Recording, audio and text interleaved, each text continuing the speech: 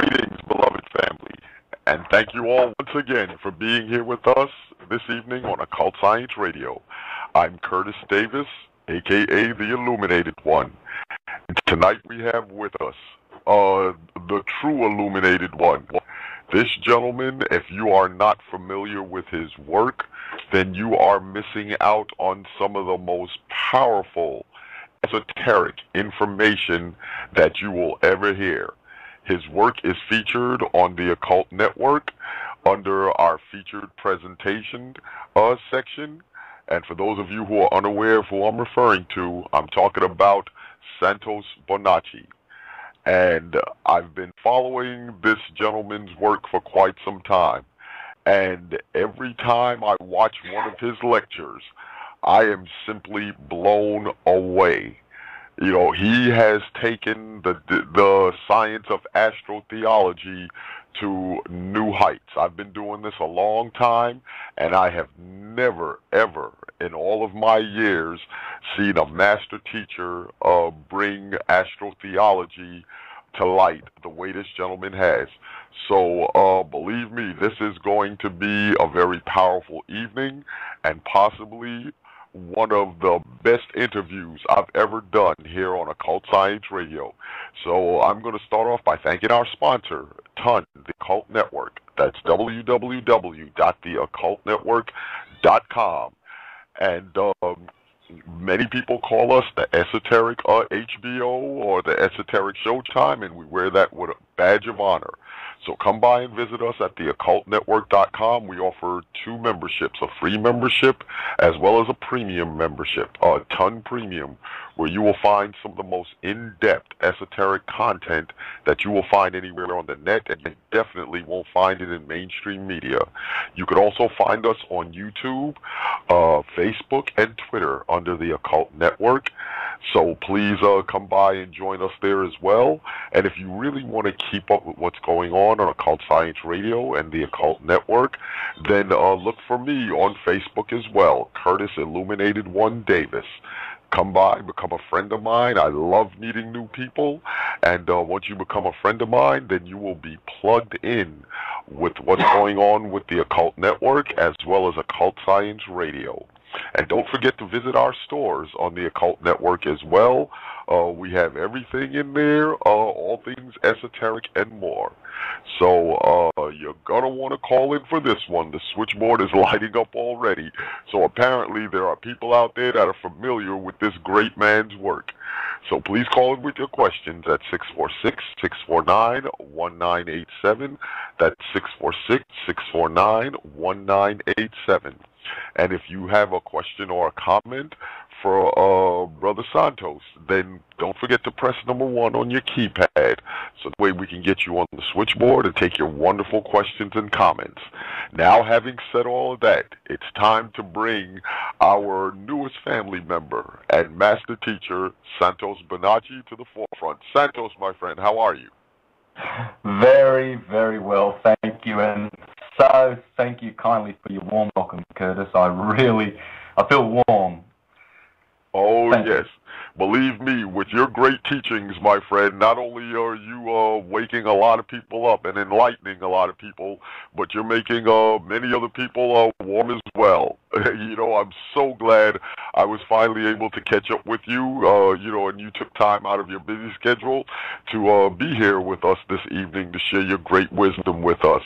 So let's start out, my friend, by you giving us a little background on yourself and what led you to the esoteric sciences, especially the great science of astrotheology. Yes, thank you very much. And it's a good question. I love answering this question because many people that I meet that have followed a similar path have a very, very similar journey as myself.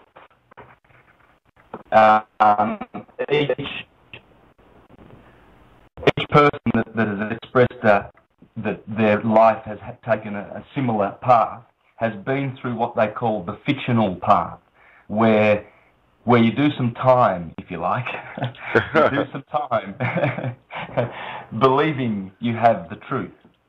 And you are allowed to be fooled by the universe for a short time to be tested to see whether you're really overturning every stone to find the truth. You see, some people say, oh, yes, we love the truth, and we love Jehovah, and we love the Jesus. But the moment you try to help them to understand deeper things about their own faith, and the moment you try to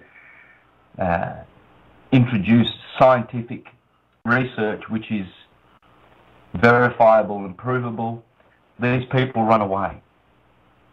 That's true. Now, my path was, I was a Jehovah's Witness, and I did some time. I was brought up a witness from the age of 4, I believe. My mother baptised me a Catholic. She was, they knocked on her door. She'd learned English because she came out from Calabria with her parents in 1956 to Australia. She was 14, didn't know a word of English, so she set about learning English. My father came out in the same year, and he was about 8 years older, but he didn't really learn English, whereas my mum did. So she was called on by the witnesses probably 9 years after she came to this country, so her English was pretty good. And she accepted the Jehovah's Witness faith, so she brought me up as a Jehovah's Witness. By the age of 14, I rejected the faith and went and did all the worldly things, if you like. Chasing the girls and going out with the boys and all of that stuff. So, but none of that satisfied me, and at the age of 18, I decided, well, no, I want to follow the spiritual path. So I gravitated immediately to the Jehovah's Witnesses, thinking, well, I remember that they had some good principles and whatnot, so I think because of past contact, I will go back to them. And I studied the Bible with them and became a Jehovah's Witness.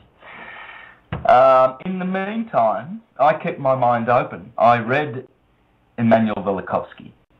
I read Graham Hancock, Reen Norbergen,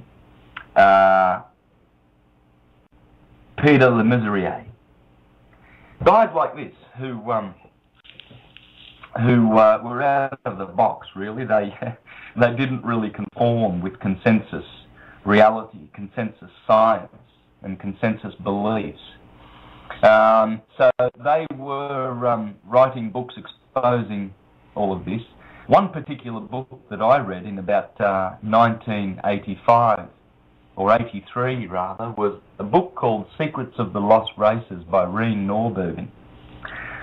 And that really tested my faith as a witness, because there he spoke about pre-flood, what they call pre-flood times, where great civilizations and evidence, abundant evidence that we have, that there were great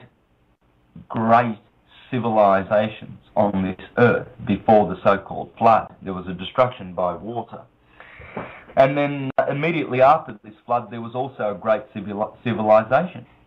And he discussed what's called OOP parts, which are parts that are found, archaeologists find things like the Antikythera mechanism, the Baghdad battery, etc.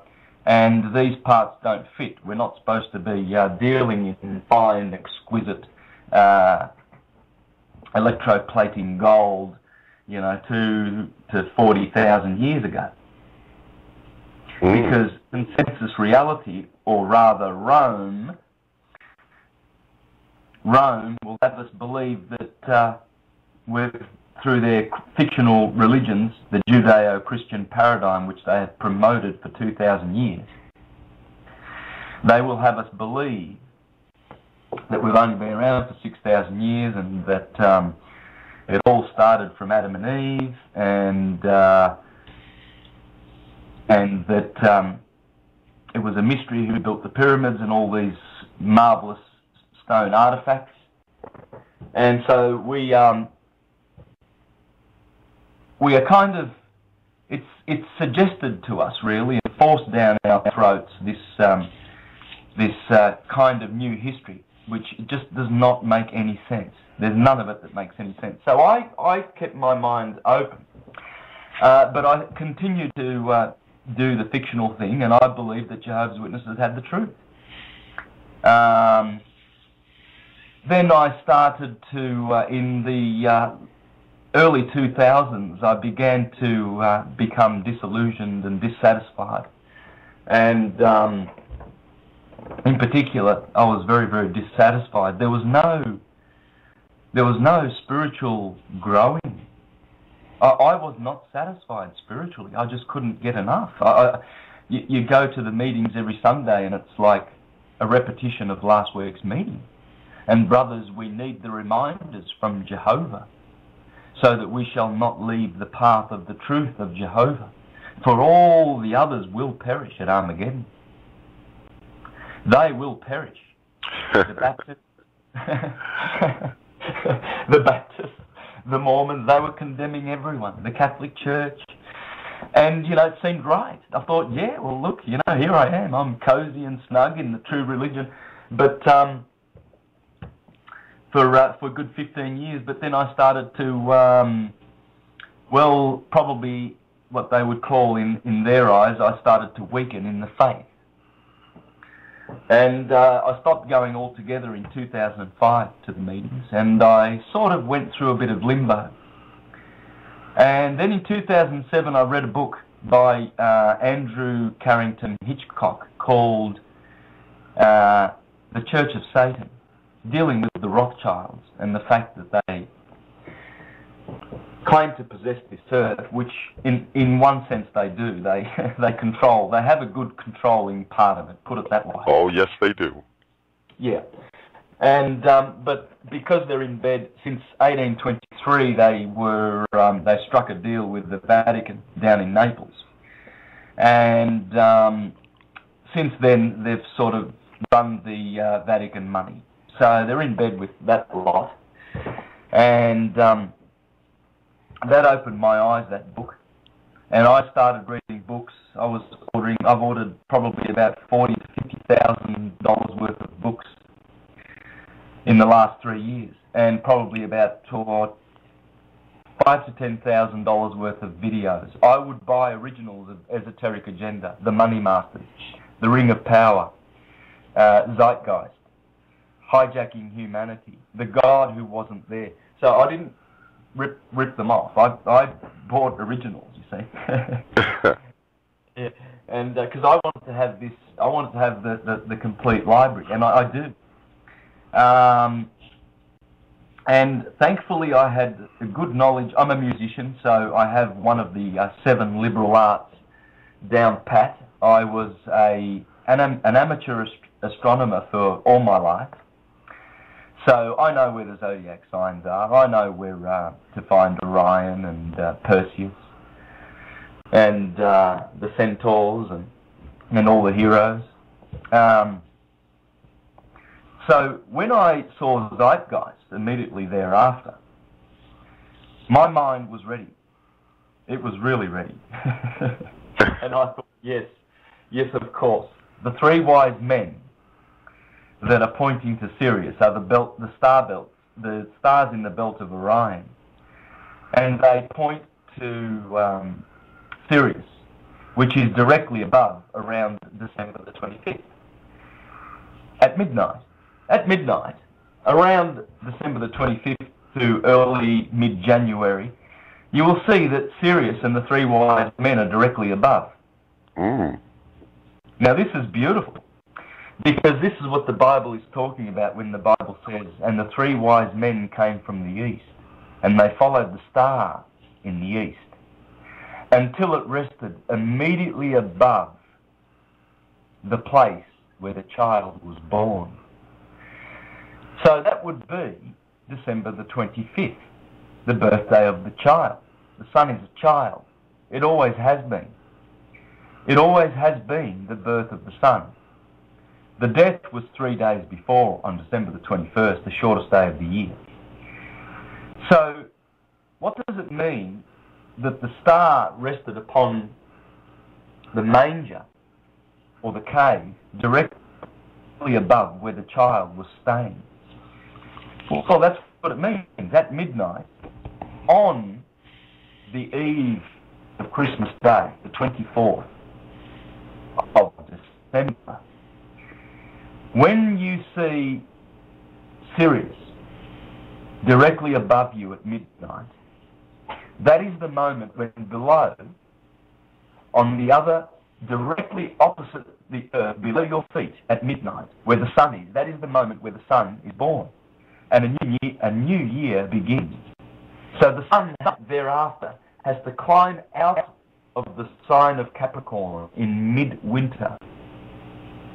And it is persecuted by the planet that rules Capricorn, Saturn. Saturn is Satan. So look, let me come back to this because this is the beautiful story. I will come back to this very point where the sun, the S-U-N and the S-O-N begins his journey. Now, when Zeitgeist, and they, believe you me, were just scratching the surface with their little video, when they went through their 20 or 30 minutes of astrotheology, and then they did a number on the 9/11 inside job. And I think it's just a wonderful video. I'm so thankful for Zeitgeist. I'm so thankful for that video. Now, and I bought many copies of that and distributed it far and wide. My eyes were opened immediately because I knew the stars and I knew that they were dead on the money. And then I saw this video debunking Zeitgeist, and there was this buffoon who has wasted probably many years of his life as a spiritually blind buffoon leading more blind buffoons to prove that Zeitgeist was debunked. Now, this enraged me so much that I thought, rightio, I understand what's going on now with astrotheology, and immediately the characters started to make sense. And I looked at characters like Esther and Mordecai, and I realized immediately when I meditated with intent on the Bible characters, their true nature almost appeared to me in a clairvoyant state. And I saw Esther as Astarte, the goddess for Easter, in the east. And of course that's where Medo-Persia is. She ruled with, was it Asabat? No, that's Syrian, who was the king. Nonetheless, she was the co-ruler with the king of Medo-Persia. And she was Jewish, and her name was Esther, and that's in the east. And her best friend, Mordecai, well, that would be Marduk. So you see, Astarte and Marduk, they were the goddess, the supreme goddess and god of the Babylonians. And they found their way in the Jewish repertoire. And then Abraham and Isis and Ra and Israel. So Elohim and Elios, the sun, made their appearance in the scriptures. And I immediately understood when the characters did their little journeys, like Samson, for instance. Samson goes around, he kills a lion, he eats honey out of the carcass of the lion the next day. He pulls the two posts of Gaza out. He burns fields of the Philistines with 300 foxes with their tails lit. And all of this was symbolism. I saw it immediately. I could understand it's the sun. It's talking about the sun. You see, when the sun burns the fields with the 300 foxes, that happens around May, when Sirius begins to, they say that the light of Sirius and the frost in the morning burns the plants. And so they have this particular festival, you see. It's all a nature worshipping, nature adoring and nature respecting festival. And you see, Samson is betrayed by Delilah. He has 7 braids of hair. Well, the sun's called the 7-rayed god. So there you see 7, the number 7 appearing. And he gets betrayed, and he puts his hands down in the temple of Dagon. He puts one hand on one pillar and one hand on the other, and he brings down the whole year on the 21st of December. Talking about the sun. It's all symbolism for the sun. So all the characters were illuminated to me, in my mind. So I thought to myself, well, look, here's this buffoon trying to debunk Zeitgeist. And so I have made videos that are so scientific and accurate in terms of astrotheology. And I show the science. So in other words, I show how the listener or the watcher of the videos, the viewers, can actually acquire the understanding for themselves. So in other words, I teach you how to fish. I don't give you fish. And I found that a lot of astrotheologists out there were giving fish to people because they don't even understand the science behind it. They don't know the holy science. Now, you must understand the holy science. The holy science was developed in Egypt many, many thousands of years ago. And it was highly refined and highly developed, and they knew every position of the constellations of the heavens, and they knew the seasons below. And they knew that in the heavens there were stars that matched the stars inside our bodies, the cells, the atoms, the little atoms, because the stars above were called atum, at least the sun was.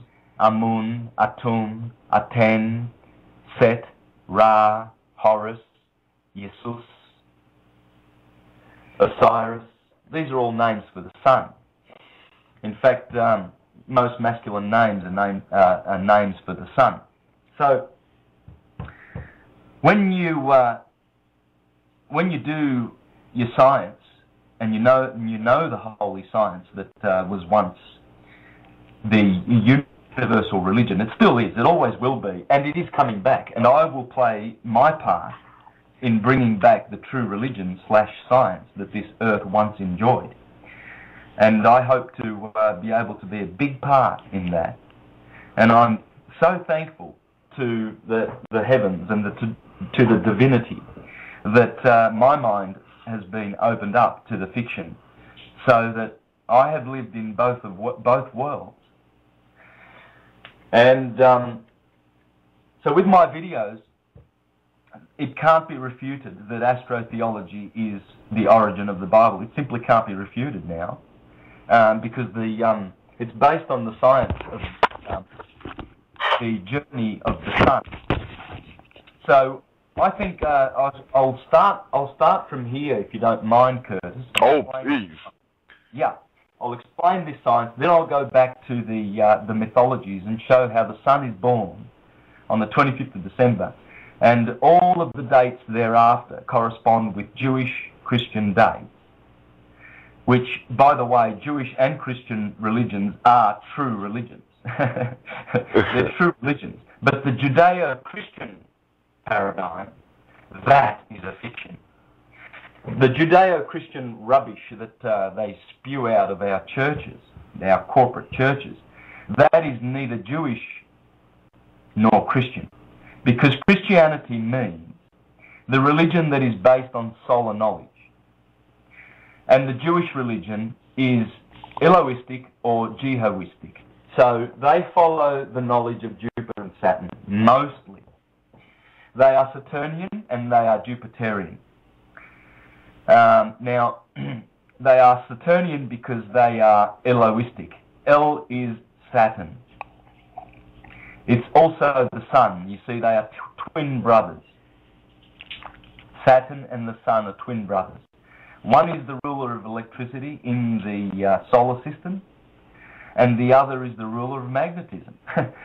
Saturn is, in astrology, is known as cold and dry. That is the antithesis of heat and moisture. Those four polarities give us heat and moisture, give us generation and birth and growth. Heat and dryness, also cold and dry, give you sterility and disease, and the opposite of growth, death. That's why Saturn is the god of death, and he holds the sickle in his hand, and he is the Grim Reaper. Because his planet actually is the reverse of the benefic, healing, and prosperous, beneficent rays of the sun. You see, the sun is our Lord, our El Lord, and the sun provides us with three things, which all begin with El: love, light, and life. It's the source of all of those things.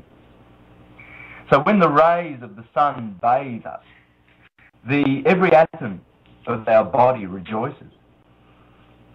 Our soul is bathed in photons. And this is why we should strip ourselves naked and lie in the sun's rays as much as we can. To be bathed with those vitalizing little atoms, those electrons and protons which come from the sun. Now Saturn does the opposite of that. Now that's not bad. It's not evil. It's just nature. The sun must be resisted.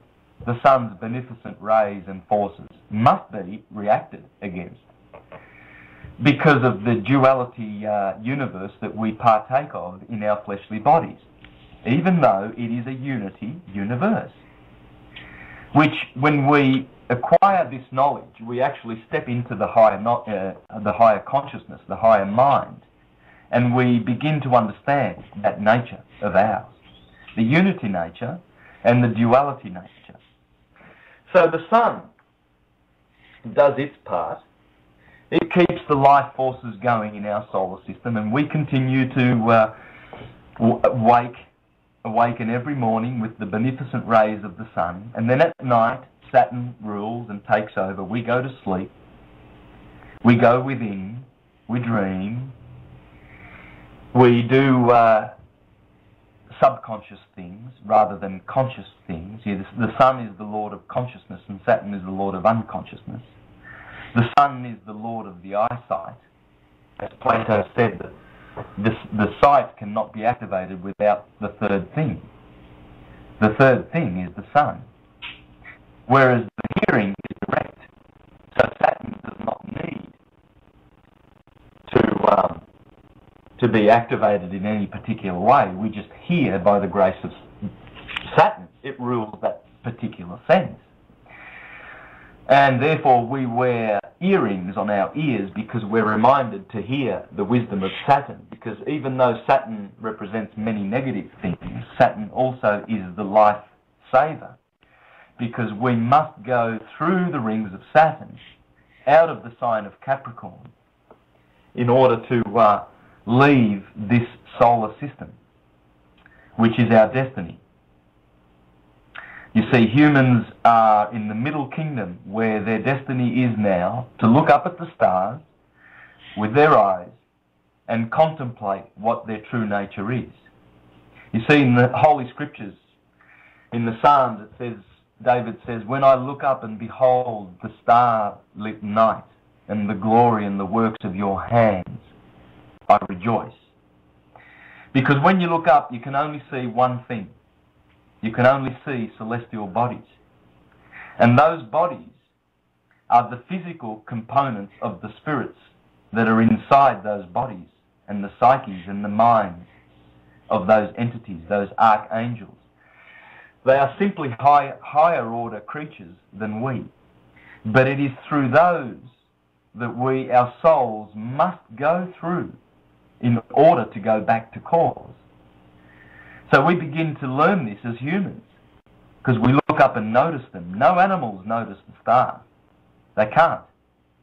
They cannot contemplate the stars. There is not an animal, not a chimpanzee, or a bovine, or an equine, or a canine, or a feline, or any animal that looks up and says, look at those stars. Now, what are they? Only the human can do this.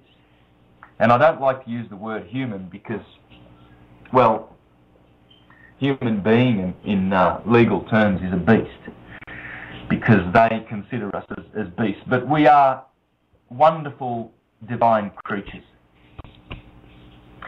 And when we notice the stars, then we begin to realize, and we must learn the science of the stars, because that's where we have to go. We are young stars, and for this reason we call our children youngsters, because that's what they are. And in our language we will find that the truth of our religion, which is the religion of the stars. This is why we go to a pastor to learn about God, because he is standing for the stars. That's what pastor means. A star teacher. Minister, a teacher of the moon and the stars. Elder, a teacher of El. El is Saturn, and Saturn has the highest of the laws, because Saturn takes 30 years to do a revolution, an orbit. Therefore, he gets rulership of all the visible wanderers of our solar system, and there are 7: the Sun and the Moon, Saturn, Jupiter, Mars, Venus, and Mercury. They are the 7 Elohim, and we can see those with our eyes. Therefore, out of those 7, Saturn, the one who takes 30 years to orbit, he gets the top position. He's the boss. But of course, Jupiter is Zeus, and he takes 12 years. Now, in the mythologies, he took over from his father. In fact, he castrated his father, just like his father castrated his father, Uranus, which is the 8th planet, the 8th sphere, and Uranus means the heavens. So once we go out of the rings of Saturn, we go back to the heavens. So we need to go through these orbs. These 7 orbs relate to the 7 chakras, the 7 latent powers that we have been given to activate. We've been given these 7 powers, the chakras, and we have been asked to, when we're ready, to activate these 7 chakras. Now, most people don't even have the bottom chakras activated. They're living way down in the bottom chakra, which is called Sodom. And the next chakra is Gomorrah. They are Sodom and Gomorrah. You see, this is why Sodom is practiced by the Catholic Church with young boys before the age of 7. Because the bone structure, the skeletal structure around that bottom chakra is not developed. Therefore, they are able to do severe damage to that chakra. And severe damage, not irreparable damage, but definitely a lot of trauma to these young boys. And we can get back to that, but let's go. That's a tangent. I don't want to go down there. But this chakra, Sodom, is where the people of Sodom and Gomorrah are living. That's the people of the world. Yeah, that's the people who love their investment portfolios and their careers and that corporate ladder, and we're keeping up with the Joneses, and we're yuppies. We have 3 BMWs and a Ferrari and a Porsche, and we live in Hollywood, and our image is plastered through all the glorious lifestyle magazines, and we got our names in the E channel for Fox, and these people are living in Sodom and Gomorrah. They are living in what's known to Plato and all the philosophers as hell on earth, because they still don't understand that these material illusions mean nothing. And we are here to remember who we are.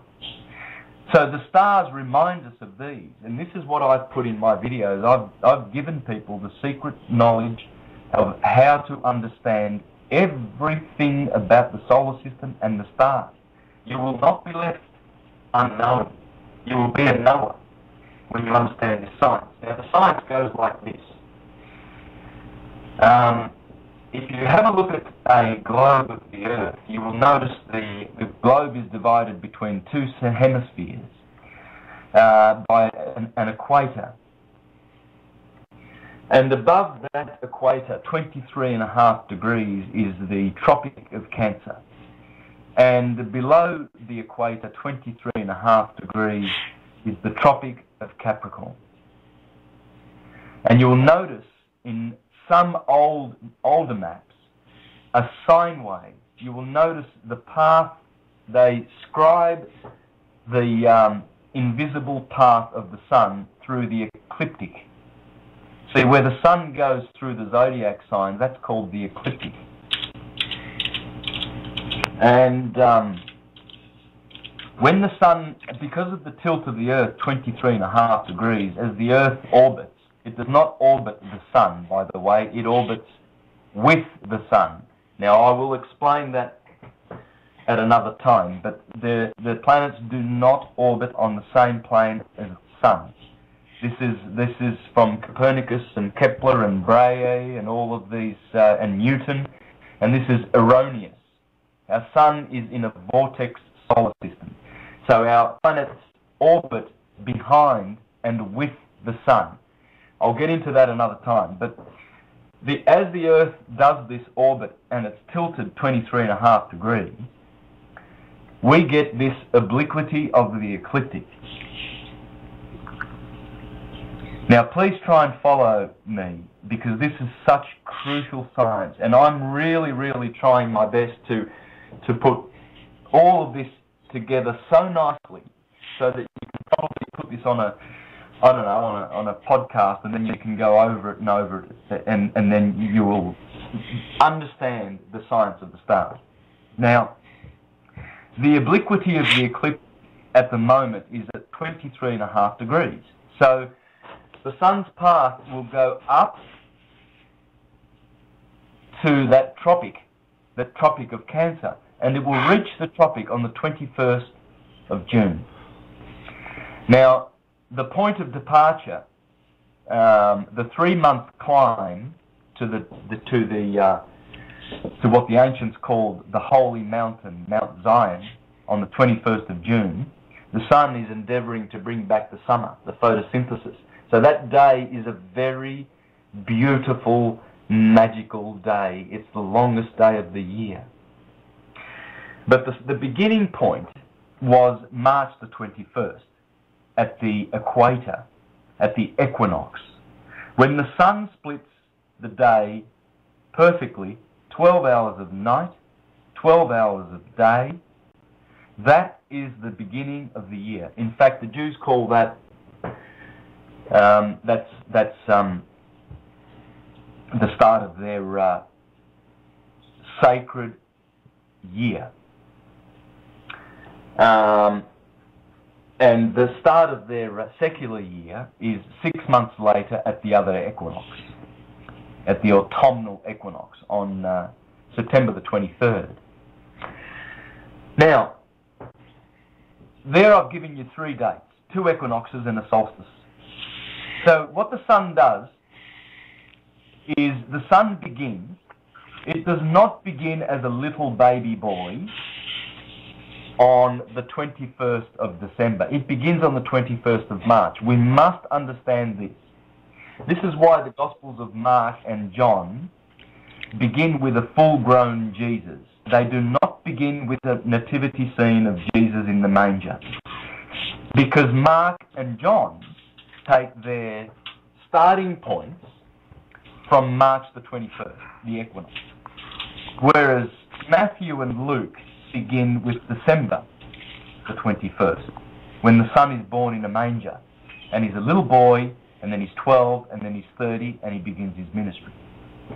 Well, the beginning of the year is March the 21st, the point of equilibrium. It must be the point of equilibrium. And it must be the point of the start of the sine wave, because the ancients taught us that the body of the god, the head of the god, which is called Adam Kadmon, begins at 0 degrees Aries. You see, 0 degrees Aries is very special. Right ascension also begins at 0 degrees Aries, and the head of Adam Kadmon, the man in the sky, the God in the sky, begins at that point, and it runs right around the zodiacal wheel, and it finishes with the 2 feet resting on the back of the head in the sign of Pisces. So, the signs of the zodiac are these, in order. Always the zodiac begins with Aries, for the reason that everything begins in Aries. Next is Taurus, Gemini, Cancer, Leo, Virgo, Libra, Scorpio, Sagittarius, Capricorn, Aquarius, and Pisces. Now, the body, you will notice, if you place a body in those signs and you remember the animals and the characters that rule those signs, you will notice some correspondences. Aries is the 2-horned ram that is in the head. Taurus is the 2-horned bull that is in the throat, mouth, and neck of the god and the human being. Gemini, the twins, are the 2 arms and hands and the 2 lungs. Cancer is the chest, Leo is the heart, Virgo is the belly. Wow. Yes, it is wow. It is wow. It's hiding there, and there's tens and tens of more layers to this. There's many more layers. There's the agricultural year. There's the physiological. There's the geographical. There's a lot to this. There's a lot, and I will, if I have the opportunities, which I hope your radio will provide me. Absolutely. I will give you every layer of this. Now, Libra is the kidneys. That's why it is the seat of justice, and they are the scales. Now, the scales are there, as I will show you, for a very good reason. Every sign is there for a good reason. Following Libra is Scorpio. Scorpio is the generative area of the human being, of Adam Kadmon. And this is where the generation occurs. Both in both genders. The male inseminates, and the woman is the generator. She is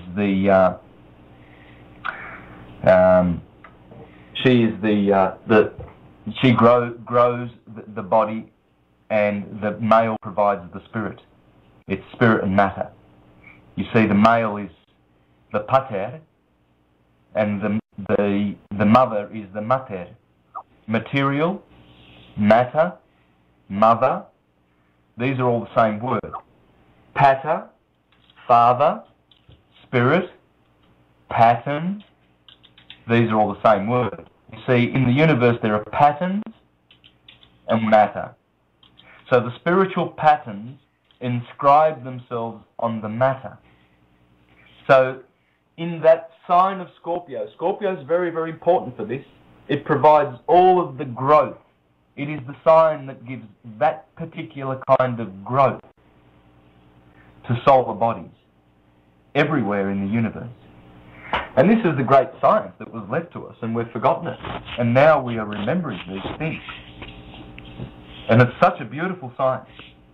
Following Scorpio is Sagittarius, and it rules the upper thighs and the liver. It's a fire sign, and the liver requires fire. Just like the heart is a fire sign, and the heart, Leo, requires fire. And the head, Aries, the brain, is an electrochemical computer. So it also requires fire.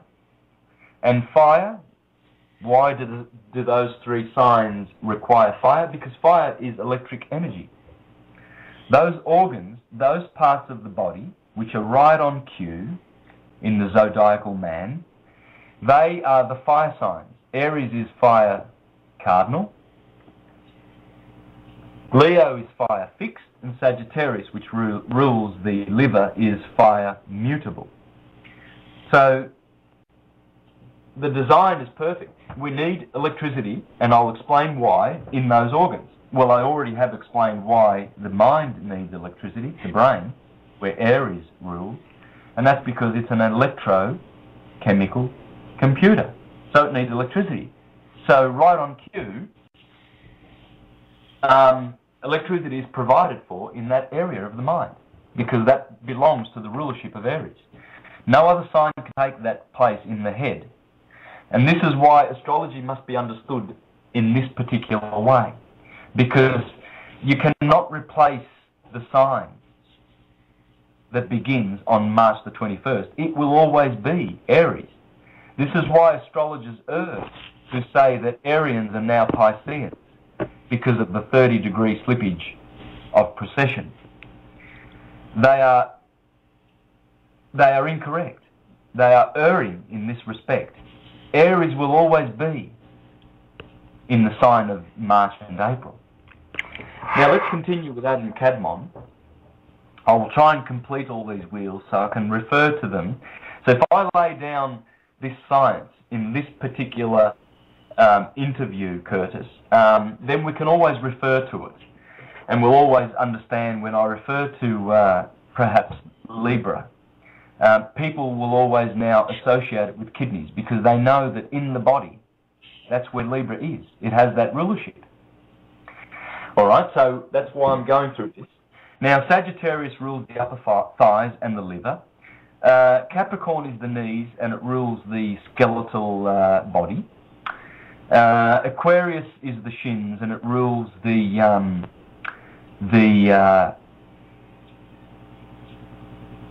blood, the circulation, and it rules it together with Leo. It's the opposite sign of Leo, in fact. As we enter the age of Aquarius, we are also entering the age of Leo, and that rules the heart and the circulation, those two signs. Then the final sign is Pisces, the two fish, the 2 feet. So let's have a quick look again at this Adam Kadmon, and let's see the correspondences of the macrocosm with the microcosm. What I've just showed you is the macrocosm, the signs of the zodiac, and the microcosm, the parts of the body which correspond to those parts of signs of the zodiac. Now, the two horned animals are in the head and neck. The twins are in the arms. Now, we live in a Roman-controlled world which has encouraged the use of the right hand, dexterity, over the use of the left hand. They have discouraged the use of the sinister hand, the sinister arm. You see, what they do is people who are left-handed are strongly encouraged to stop it in school and get over to the right hand because you shouldn't be left-handed. Well, in the Western world, they've been doing this for thousands of years now. Because the left hand, the sinister hand, is ruled by Castor. And Pollux, his divine brother, is the right hand, you see. In their way of thinking, they want the right hand to be well, it's male. It's the male because it's ruled by the left hemisphere of the brain, and the left hemisphere is masculine. It's male, and the right brain is feminine. It's the yin, whereas the left brain is masculine. This is why there has been, and this is why Gemini rules the arms, and the divinity of the two brothers. You see, they are both sons of Zeus, but Pollux is divine and immortal, and Castor is mortal. You see, so those beautiful stars of the twins in the sign of Gemini, those beautiful, gorgeous stars, one appears to be orange and one appears to be green. They look like serpent's eyes. They are the most mysterious stars in the sky. They're strange colour. Now, there are only 4 red stars in the sky, and I'll show you the location of those in the body. 2 of them are in the head in Taurus, Orion and Taurus. One is Betelgeuse and one is the Eye of the Bull, Aldebaran. And the other 2 red stars are Antares in Scorpio, in the generative area of the human being. And the other one is Arcturus in Bootes, Virgo, the belly, which corresponds to the solar plexus. I'll get back to those red stars and Gemini. Now, Gemini, so we've noticed that Adam Kadmon corresponds perfectly. The man in the macrocosm is the same as the microcosm so far. The ram is in the head because that animal is headstrong. Ram is headstrong. The neck is to give us the earth sign, the fixed earth sign of the Taurus. So we have the shoulders and the solidity of the neck, and the bull is placed in that sign because that sign is interested and concerned with material things. It's in astrology, the second house, which has an association to Taurus, is the sign which has to do with material wealth and abundance, because the Taurians love their material possessions. Unlike the Arians above in the head, who are concerned with intuition and spiritual things. That's not to say that Taurians are not spiritual. That's not to say that at all. In fact, some Taurians, some of the greatest philosophers, most of the greatest philosophers are Taurians. Plato, Socrates, and etc. So it's a sign that has produced great philosophers and great thinkers. But it has to do with the general nature of people born under that sign and their inclinations and tendencies.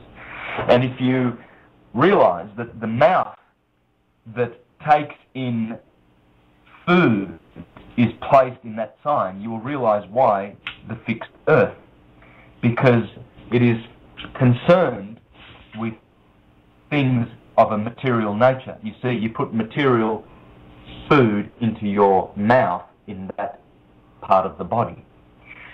Please take note of these things, because when you take notice in this particular way, your understanding grows.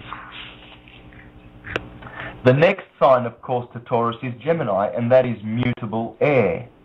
It rules the lungs, because air, oxygen, goes into the lungs and is mutated. It is turned into the oxygen is used and sent from the lungs into the oxygenates the blood, and then the heart uses this fresh oxygen, and then the oxygen is sent forth into the blood vessels, and the body, the organism of flesh, is able to breathe. So, right on cue, you have a sign which is given to the element of air, and in its mutable form, because air must be mutated. Are you understanding this, Curtis? Oh, absolutely. Yes, this is exquisite. Yes, it is. This is how we have been designed. Now, we have been designed by the ethereal, causal God of the universe, the one spirit and divine Ein Sof. As the Hindus call that one, they call him, we say him, but it's neither he or she, but please understand, I'm just going to refer to him, to this one as a him, and please don't be offended. But these genders do serve a purpose. Anyway, the Ein Sof, the Hindus call that one Anama, and they put the A, the letter A, as we do in the words agnostic, apolitical, etc., etc. It's called the A privative because it deprives the word of its meaning when you place that letter in front of it. So Nama in Hindi, means name. Anama means no name. So the no-named one, and we should not try to name that one. Many have attempted to give us beautiful descriptions of that one, but we can't.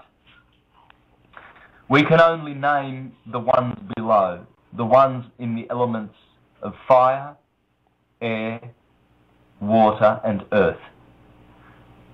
In other words, all the stars, the electric suns that we see in the universe, because the universe is electric. Everything you see is electric magnetic effects. So those suns, they are the fountains of life. They are the sons of God. All of the stars, those electric bodies that we see, they are the children and the sons of God, because they come out of the cause. How they do this, we don't know. But it's the cause already has the patterns, the invisible patterns, pata meaning father. They imprint themselves on matter, which is the electrical bodies and below. So from the fires, from those suns, we get gas, liquid, and solid, and they are different vibrations of the same energy. Everything is in motion. Everything is energy. Now I'm gonna give you some beautiful signs too, but I want to go back to Gemini, and the next sign of the macrocosm is Cancer. Cancer is is cardinal water. Cardinal water is very important because out of that sign is the breast. And the mother feeds her children from that cardinal water. That's the milk. But she generates her children from the fixed water in Scorpio. That's her womb. See, generation happens in water. Water is magnetism. Remember I said electricity is fire. So fire is being provided in the head, Aries, for our electrochemical computer. It's been provided in a fixed state in the heart, so cardinal in the head, fixed in the heart, and mutable in the liver. So the liver is mutating the emotions. The liver is working hard to clean the body. It needs electric energy. Now, Cancer is the breast. And the milk of the woman, the mother, comes from this area, and that is the water of generation. The next sign, of course, we've already touched on this one. This next sign is Leo, and it already has been explained. In fact, when you look up at the sign of Leo, you will see the shape of a heart. Most people think, oh no, it's got to fit into the shape of a lion, and it does. But even the glyph for Leo is really just a heart. It's the heart. There's no denying it. It's the heart. The next sign is Virgo, the belly. Now, Virgo is mutable earth. Mutable earth because the belly and the intestines are mutating the fixed earth, which came from the sign of Taurus. So Virgo is concerned with mutating that earth and turning it into energy which can be used by the body. The next sign is the cardinal air sign of Libra. So the kidneys are requiring chemical energy from the air element to perform its daily functions. This is why it's very, very important to learn how to breathe. In through the nose and exhaling.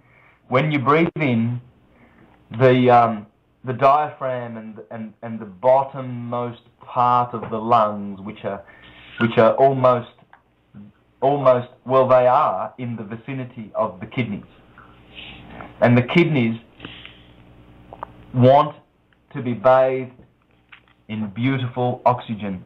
They need it. So in order to feed them properly, we must learn how to breathe. Because if you don't breathe deeply, that mutable air of Gemini will not reach its target of the kidneys. It needs that oxygen. All the organs need oxygen. And unfortunately, in the Western hemisphere, in the Western world, probably about, look, I'm not a breathing yoga expert here. I'm not giving any advice on breathing, but I would suggest that a good 80%, going on my observations, of 80% of mankind in the Western world are breathing incorrectly. They're not breathing properly. I can see it. I walk past people. All I have to do is just walk past people and look at the way they are breathing, and I can tell that they are breathing in a very, very shallow manner, and it's very, very unhealthy. We must imitate a balloon when we breathe. When you blow into a balloon, it expands. When you take the air out of the balloon, it contracts. And we must do the same thing. When we breathe in through the nose, we should feel our body expanding all the way down to the feet. And then exhaling, and the stomach goes in. Now, of course, I'm not someone who can give advice, deep advice on these subjects, but Hatha Yoga and Yoga Nidra are good for this sort of stuff, and there's many other philosophies and paths. They are all paths dealing with the same science. Hinduism, Buddhism, Hermeticism, Christianity, Judaism, they are all saying the same thing, the same science, and I'm proving this in my videos. I'm syncretizing all of these paths and showing their commonality so that we can be united as a family once again and speak the same language. Because what I'm saying to you today, I could easily tell you in the Italian language because I speak Italian. I could tell you the same things in Spanish because I speak Spanish. But what they are just languages. You can say the same thing in any language. And that's why you can say these things using the Christian modality. I can teach this wisdom using Christianity as its sole basis. I can teach this using Hermeticism, just and ignoring Christianity. So, because this is the one and only science. Astrology is the mother of all the sciences, and unfortunately, many of the astrotheologists have failed to see the importance of this. Some have pointed to its importance, but they don't really understand the science and how it works. So this is why I've endeavoured to make a complete scientific one-stop shop in my videos where you can just understand a little bit about all of these sciences and how they interrelate, and begin to notice the oneness and the interrelatedness of all things. So we haven't finished the Adam Kadmon man. I hope you don't mind me going on these little tangents. Oh, please, my friend. By all means. Yeah, thank you, Curtis. I really appreciate you giving me so much leeway to just to continue to talk. Thank you. You're welcome. So Sagittarius, after that is Aquarius, which rules the which rules Capricorn, which rules the skeletal body, and that is a sign of cardinal Earth. Cardinal Earth, probably because cardinal Earth would be the most solid of the of the Earth sign, and the bones are the most solid part of the body, would they not be? I mean, all you have to do is think and focus with intent. And clairvoyance on these subjects comes immediately. I mean, we've got Capricorn, cardinal Earth. Now, Earth, what's Earth? Well, it corresponds to the hexahedron. There are 5 platonic solids. The dodecahedron, which has 12 faces. The tetrahedron, which has 4, which sits immediately below the dodecahedron, which corresponds to ether. So in my charts on my videos, I have ether at the top, the 5th essence, and then I have the 4 sub-ether elements, and they are in this order: fire, air, water, and earth. Fire is radiance, air is gas, water is liquid, earth is solid. Ether is the dodecahedron, 12 sides. Fire is the tetrahedron, 4 sides. Air is the octahedron, 8 sides. Water is the icosahedron. Ikosi in Greek means 20 sides. It's water. And right at the bottom we find Earth. And guess how many sides Earth has? It's the hexahedron. Hex is 6. And hex is a bad word. Have you heard of when evil people put a hex on someone else? Oh, yes. Yeah, well, see, Saturn rules Capricorn and Earth rules Capricorn, and that's the hex. Saturn is the god of the hex. And in fact, when you look at NASA images of the North Pole of Saturn, you will see a hexagram. Saturn is a massive gas ball, a giant of hydrogen and helium. Very, very cold planet. Very cold. And at its north and south pole, it has a hexahedron, because it resonates with the hexahedron energy. It is cubical. And in fact, that's why the Muslims have their black cubical pilgrimage stone at, is it called Kaaba? Yes. Yeah, that stone is hex. It's a square, and they do a circle around the square. So it's all about geometry, sacred geometry. Now, Saturn,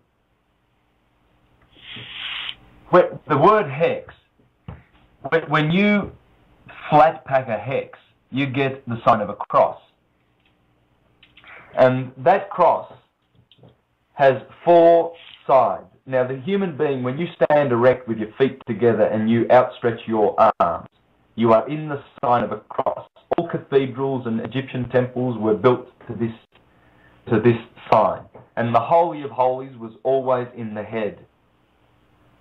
That's where the high priest does all his functions.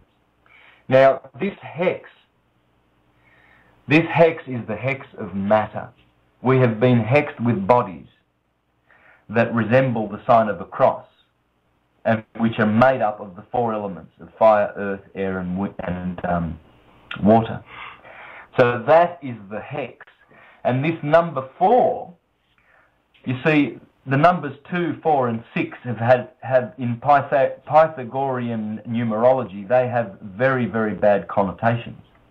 The number 2 was to be despised. In fact, Pythagoras would spit on the ground every time the number 2 was mentioned. 4 is a number of evil.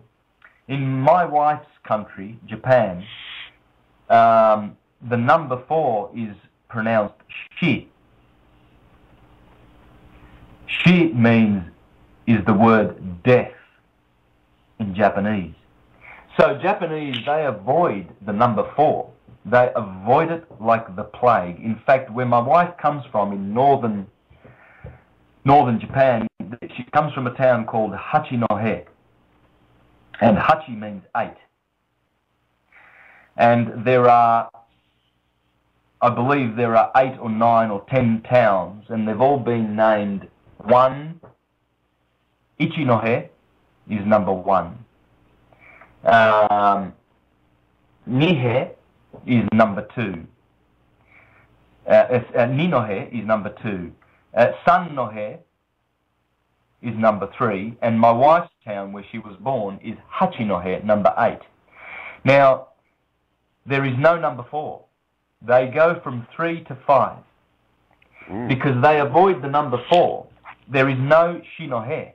No one would live in that town if they called that town Shinohe, because that would be the town of death. So they avoid that number like we avoid the number 13. And that is because when the human being is outstretched, he has 4 points. And those 4 points are the 4 of the evil number of 4. And 6 also is the number of evil because it's 666 carbon. 6 protons, 6 neutrons, 6 electrons. And we are carbon organisms. This is the number of the beast, the number of man. So this is why those even numbers, which are feminine, odd numbers are masculine, this is why they are cursed. In occultism, they're not cursed. That's why they are considered to have very, very powerful negative attributes. So whereas 1 is the number of the oneness, and oneness is purity, and everything springs from the 1, then the next masculine number is 3, and that is the triangle, the equilateral triangle, which are the 3 points of the Godhead, the Father, the Son, and the Holy Spirit. Thought, speech, and action. And then, of course, 5 also has its is a number of perfection, because it in occultism has to do with the 5 points of nature: the seed, the fruit, the seed, the flower, the fruit. The seed, the bud, the flower, the fruit, the seed. So every fruit has 5 stages, and the human being has 5 points in reality, because the head forms the 5th point. And the pentagram, inside the pentagram, which is in our DNA, imprinted on our DNA, are all kinds of Fibonacci ratios which come from the pentagram. So 5 is the number of Phi and Fibonacci, and the golden section. And this is why, and then 7 is also the beautiful number of perfection in nature. And the Jews say that 7 is the glorious masculine number of perfection, because nature is perfected in that number. And then, of course, 9 is the perfect number. It can be divided by 3, it can be divided by 1, and it is corresponds with the 9 heavens, and it is the number of perfection. So now we go back to Capricorn, and we learn that it is cardinal Earth. So this is the reason why I gave you a little bit of that information about numbers, because the hex Earth is in the knees, because it has rulership over the bones. Aquarius is the next sign, and it is fixed air. So it is the air that is the oxygen that is in the blood circulation. And then, of course, Pisces is mutable water. Well, that rules the nervous system, and that is the water system of the body. And of course, our feet, water is magnetic. It's magnetic energy. Let me explain this. Earth is electric energy. Air is chemical energy. Water is magnetic energy, and earth is kinetic energy. So the water in the feet of Pisces, the mutable water in our feet, is actually connecting with the kinetic energy of the earth in the ground that we are walking on. You see, we are a magnet, and we are standing on our feet, the Pisces, for a reason, because that is the magnetic connection to the kinetic earth, whereas our heads have electric Aries at the very, very top, which connects to the chemical energy of the gaseous air above our heads. So everything in this science makes sense. And this is why people who hastily poo-poo astrology because they were told that it's from the devil at church, or these academic types who tell you that, oh, astrology is a pseudo-science. There's no scientific basis for its tenets. Well, there is. And I'm here to show people that there is. It's pure science. Now, if people are looking for good literature, I do have a book list, and that's on the website, which people can learn all of this science. And you're welcome to email me at contact@universaltruthschool.com, contact at universaltruthschool.com, and I'll be more than happy to recommend any particular book about any particular subject here. Now, did you want me to have a little bit of a pause, or do you want to ask any question before I go on with the mythology side of this, Curtis? Oh, please, go, by all means, go ahead. I don't want to disturb your momentum, because, I mean, this is good. I would hate to break your momentum, so by all means, my friend, continue. Thank you very much. And look, I appreciate the style of... you obviously understand the style that you need for me. Oh, yes. And that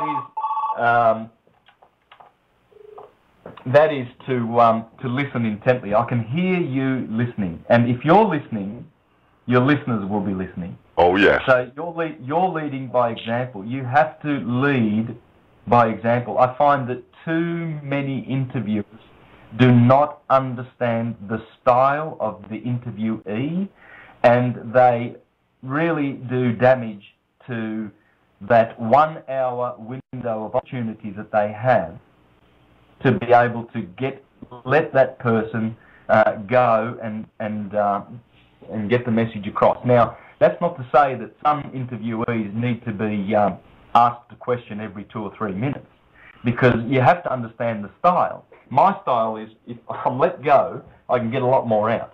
Oh, yeah. So thank you for that. Now, if I go back now, we've explained the basics of this Adam Kadmon, and I can go ad nauseum. I can go through the individual signs, Aries, Taurus, Gemini, and I can tell you more stuff.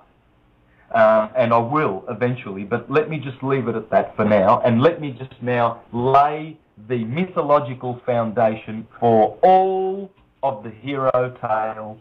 I'm going to show you how to understand Cinderella and Prince Charming, Little Red Riding Hood, Snow White and the Seven Dwarfs, King Arthur and the Round Table, Jesus Christ and his 12, Roland and his 12, Jason and his 12 journeys, Hercules and his 12 labours, Israel and his 12 tribes, his 12 sons, the 12 judges of Israel, the 12 pillars of the temple of my God, the 12 trees that are in the garden of God in the paradise. My God, it goes on and on and on. And you know what? Churchgoers just don't, they are so mind-controlled and brainwashed that they never get it, that their story is just another one of the same story, which is the story of nature. They never get it. They never get it. They go to church believing that Jesus Christ was a historical person, and they model their faith and belief after the historical person outside of their bodies. So they've placed something more divine outside of their bodies on the historical plane, realizing that they have been commanded never ever to reject their own divinity. They have been commanded, before they came into this incarnation, to never forget that you are a son of God, and by your birthright you will return to that God. There is no physical, historical intercessor. There can never be. There can only be the one within. We have been given, inside our bodies, we have been given everything that we need in order to be saved. Salvation means to climb Jacob's ladder and burst those chakras and go right up to the crown chakra in the temple of God in our craniums. Because once we open that pineal gland, we will see directly. We will know directly. We will not be in the land of believers. See, belief is for fools. Oh, I believe that Jesus was a Galilean, therefore he was a Gaul, therefore he was white. Oh, I believe that Jesus was a Jew, therefore he was black. Oh, he was a Nazarite. No, he was an Israelite. He was a Jew, he came from David. And we get all these stories. Well, he's everything, because the hero is you and I. And we are, all of us, the children of Israel. I'm of the tribe of Gad, which is Aries. I was born on March 4th. So I'm Aryan. I'm one of the tribes of Israel. The Geminis, the Jews are Leos, because that's the lion of the tribe of Judah. And so on, so forth. Dan is Scorpio. The Danites. So here we are. We are the children of Israel. So when you go to church and you hear about Jesus having 12, look, there's no hero out there that has 11 disciples or followers, okay? Let me get this right. Let me get this across. There's no 11 and a half or maybe 12 and a half or 13. It's always perfectly rounded out to 12. Are we getting it? Are we getting the point? Are we being sort of pointed and prompted to look for something that we are not looking at, that is obvious, that is supposed to be obvious? Is the number 7 and 12 in the Bible there for a reason? Because it's saying, please don't read me like any plebeian buffoon would read me. Read me with your spiritual mind. Understand what is written in these pages. Understand that this is the language of the stars. It's all astrotheology. It has to be. It can't be the language of a fiction. It can't be a language that is revealed by how do they call their theocratic god, these Judeo-Christians? They call him an interventionalist god. He sort of jumps in and he goes, oh, here we go, I'm going to destroy Sodom and Gomorrah. Bang! Whoops, hang on a minute. Noah, build an ark, I'm intervening. I'm going to bring in a flood. You know, I mean, this is buffoonery. This is buffoonery at its best. And the clowns that are teaching this rubbish are the priests and the clergy.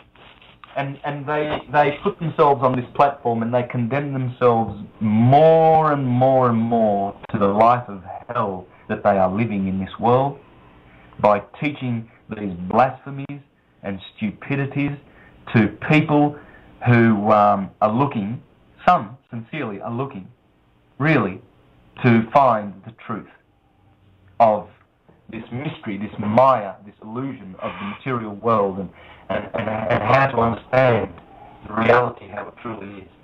And unfortunately, these clever elites who fund these corporate Christian churches, they are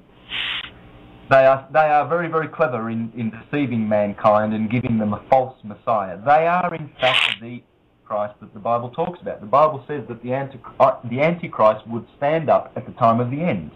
Well, the time of the end is the age of Pisces, and the Antichrist is the Judeo-Christian system which has polluted the minds of many, many, many people, even secular people. When you start telling people that there's no proof that a historical Jesus ever lived, even they are so mind-controlled that they can't grasp the fact that they've been lied to. And I've proven in my videos that there is no such thing. The hero always has 12 disciples, 12 apostles, 12 this, 12 that, 12 labours. So Jesus is no different.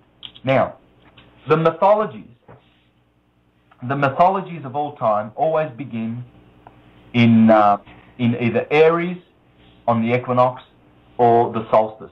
Now, today I'm going to begin with December the 21st and the hero being born on the 25th. Now, I said to you before, Curtis, how on New Year's Day, from the 25th of December to New Year's Day, there's 8 days, right? Oh, yes. From the 24th, actually, New Year's Eve, when the sun is born. The sun is born at midnight on the crossover of the 24th to the 25th. This is very important that listeners understand this. Very, very important. Now, the sun is a little child because it is the lowest in the sky. It has hit the winter solstice.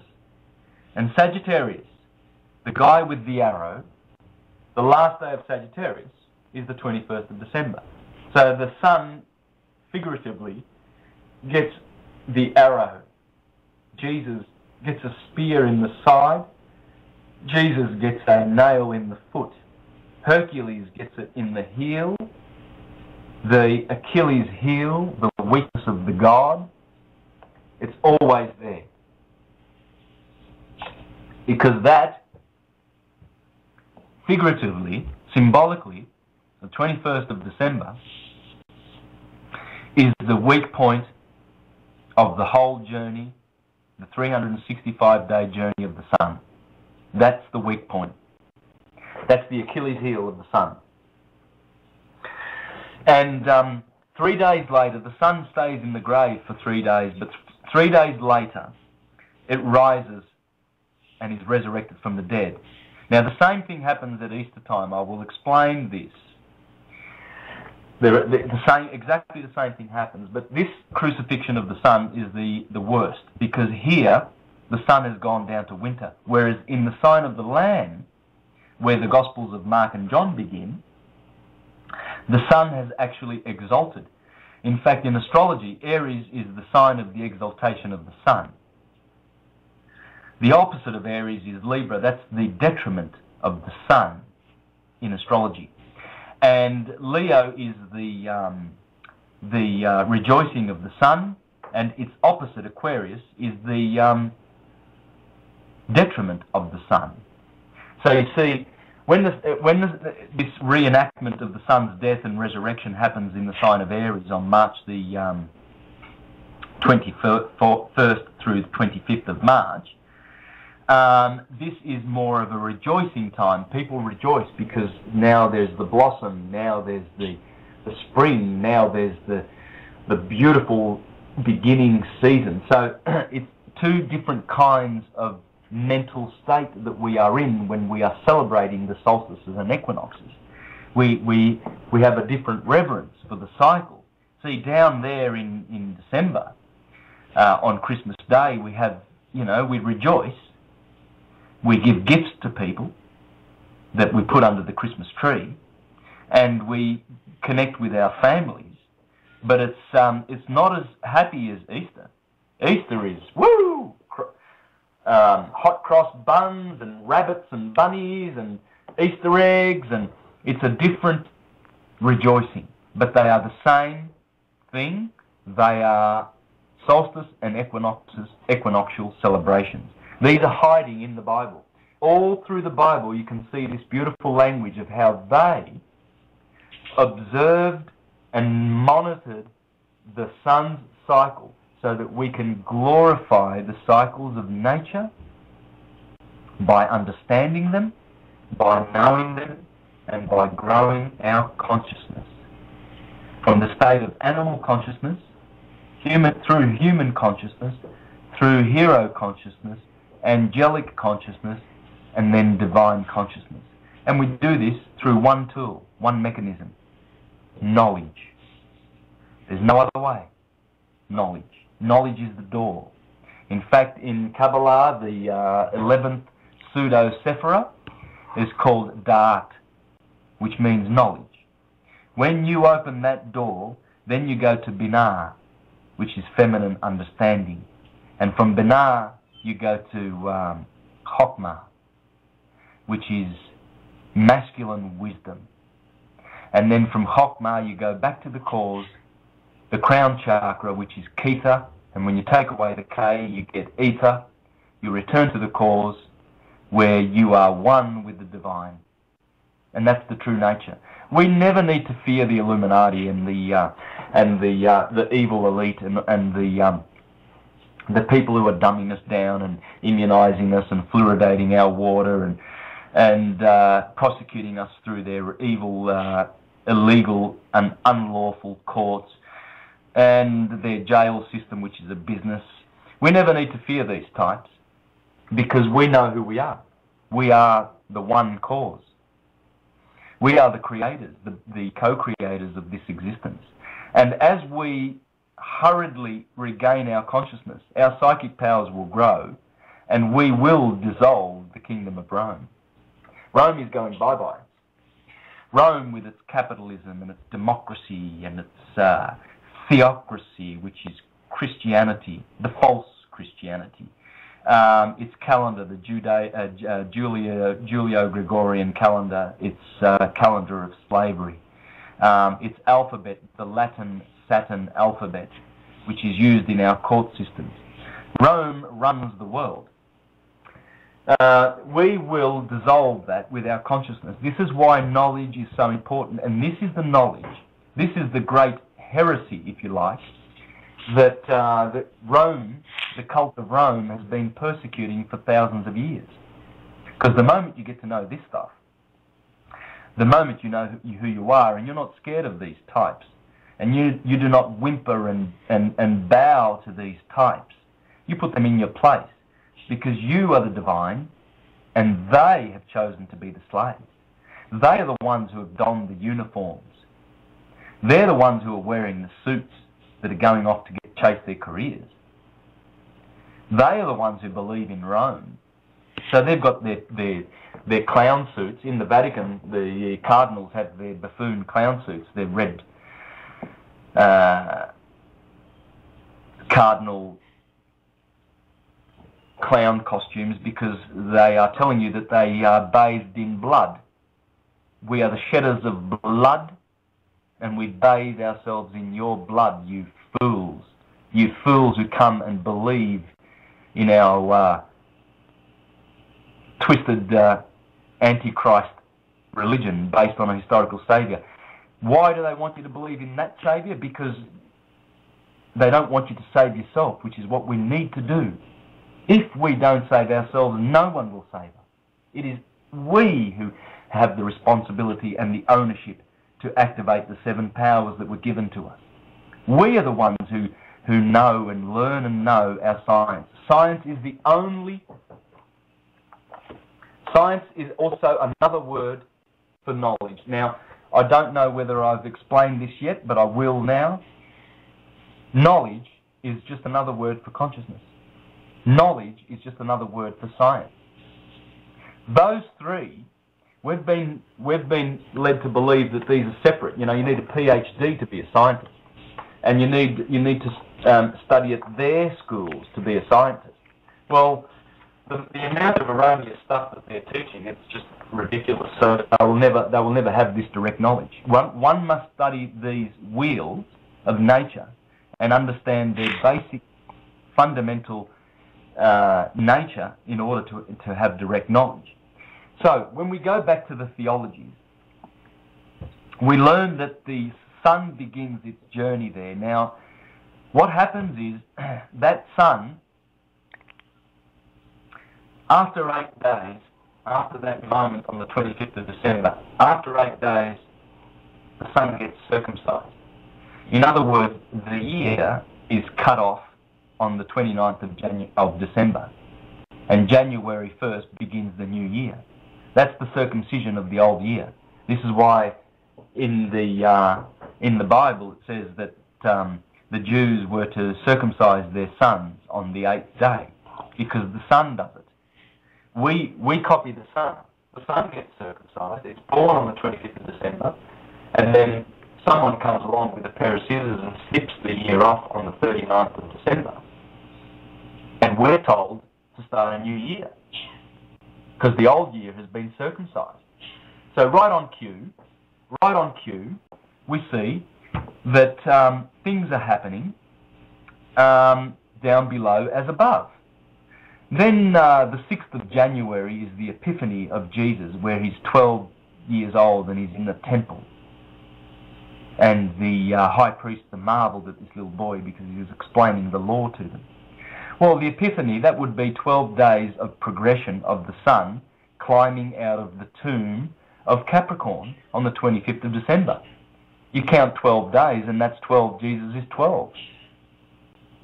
So, and Epiphany means to appear. He appears as 12 in the temple of the zodiac. The sun makes its appearance because after 12 days of journeying, the sun now has made a special, he's made enough degrees of travel to be able to officially be on his way up to the 21st of June, to be enthroned as the ruler of the kingdom of the heavens.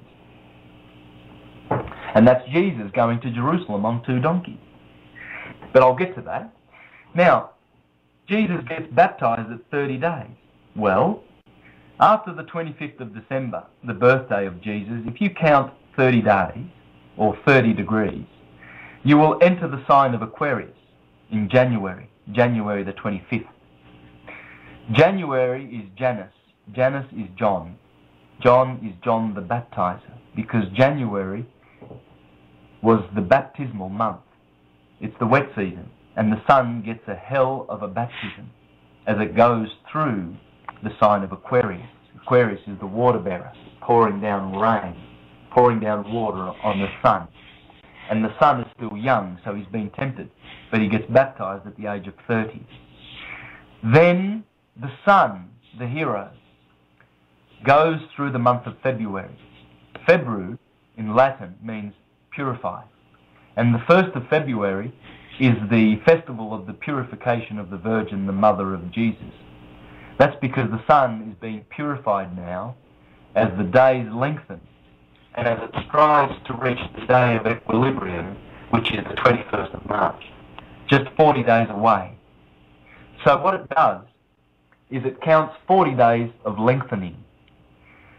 These are the 40 days that the children of Israel are in the wilderness, because they know not whether they shall reach the promised land, which is in Aries, the Lamb of God, and which is in the head of the man. So the energy is coming into the head of Adam Kadmon. It's coming into the head of Aries, and that's the promised land. That's where all the good stuff happens, in the brain, the pineal gland, the pituitary gland, the optic thalamus. All of the good stuff happens up top.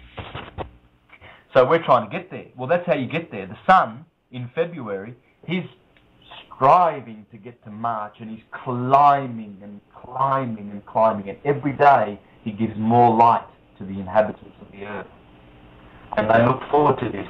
So, in respect to the zodiac sign, they were told to eat fish because they were in the sign of Pisces in February.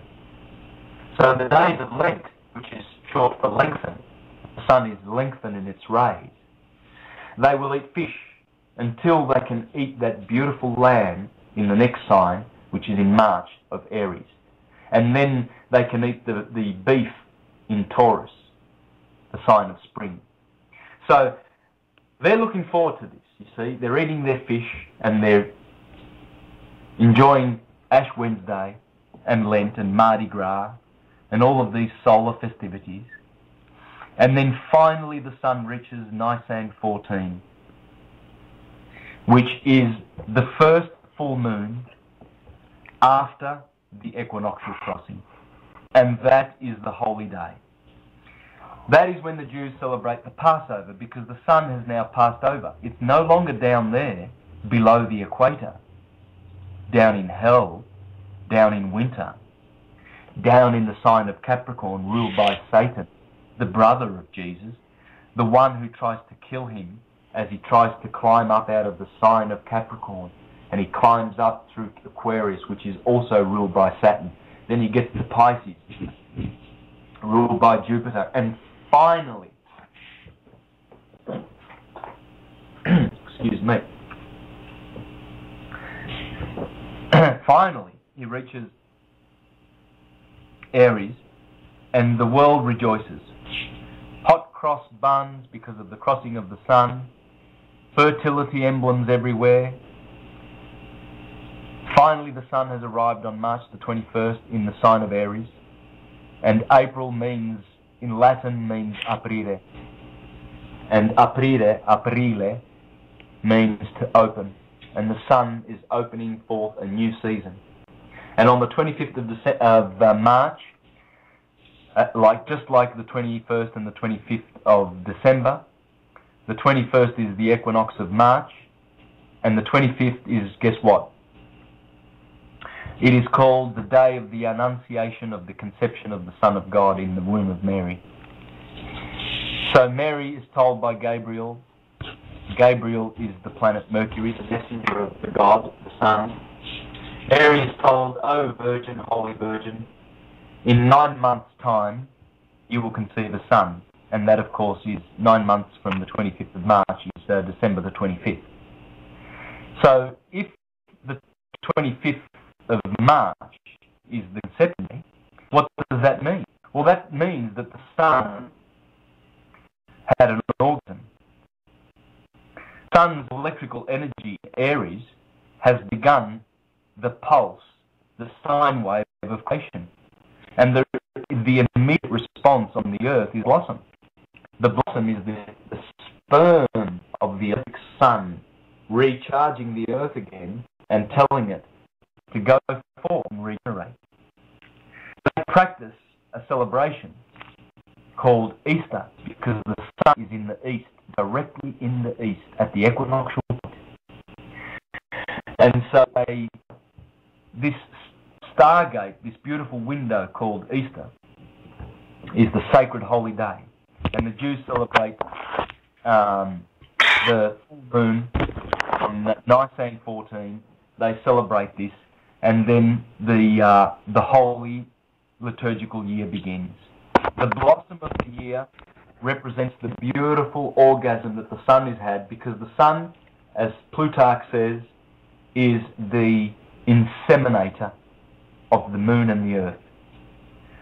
The moon receives those electrons, and in her wet, cold, but moist nature, she generates souls, and she gives them, from her sphere, she gives them to the earth, the womb of the solar system, for children with flesh, blood bodies to grow. And when those bodies finish their life's course, they return to the spirit whence it came. Through the soul, it returns to the spirit. And that spirit judges itself as to where it goes from there. If it is not evolved enough, it will return to reincarnate. But as we go back to the sun in Aries, we see that the beginning of the year, that sperm, the Japanese celebrate Sakura season. In fact, they have a public holiday on the 21st of March because it's the equinox. And they sit under their cherry blossom trees and they drink champagne and have picnics because they celebrate this great and sacred moment of the orgasm. The impregnator has impregnated the earth again, so we shall eat fruit and vegetables once more. And then Taurus, the sign, is the next sign.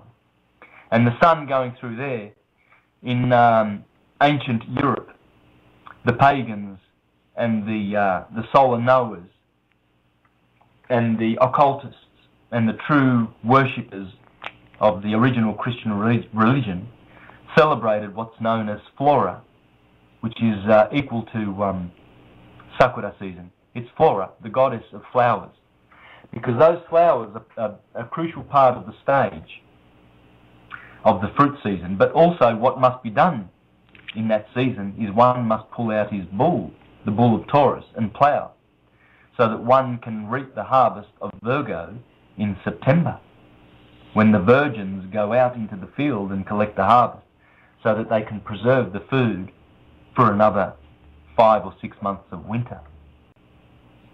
And these are the cycles. Now, this cycle has become it has been very, very harsh. It is actually getting more and more smoother. Let me explain this. I mentioned the obliquity of the ecliptic earlier on, and that's at 23.5 degrees at the moment. The tilt of the Earth, the poles, the axis of the Earth, is actually straightening, and it will continue to straighten until in 140,000 years it will be at 0 degrees. And after that it will continue to migrate 360 degrees, and it'll take 2,160,000 years to do one complete revolution. That is what the Bible refers to as one day, a creative day where God rested from his works, where God created. That is one day of the Earth's polar revolution. You see, this myth that academic types and scientists and consensus astronomers teach you, that we live in a cycle of every 42 years. The tilt of the Earth oscillates between 24.5 degrees and 22.5 degrees. It's called the Milankovitch cycle. This is a myth. This is because consensus scientists observe effects and not causes. What is actually happening, and the occultist knows this, is that the axis of the Earth is forever migrating. All planets do. All the planets do. And our Earth is no exception. And the other thing that is happening with our solar system, which I will elaborate on, is that the Earth's rotation is increasing and the Earth's orbit is decreasing. The Earth is expanding as a body, causing continental rift and earthquakes and volcanoes. So the effect, the volcanoes and earthquakes that we see, is the cause. The cause is the expansion of the Earth as its orbit slows down, increasing its centrifugal aspects, whereas the rotation is increasing in speed. We are rotating faster and faster and faster every year, and that will happen forever, or until the Earth is birthed as a sun, which it will be, because Earths are embryos. Suns are born, according to Manly P. Hall. Now, our Earth is increasing its rotational speed, so that its centripetal forces are increased. The Earth's slowing down of the orbit increases its centrifugal aspects. So in this way, it's perfect design, and atoms work like this too.